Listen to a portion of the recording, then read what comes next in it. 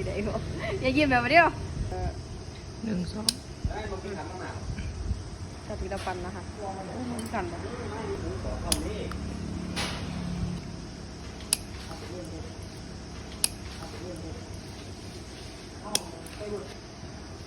ไม่ได้กินกาแฟป่ะกินไปเลย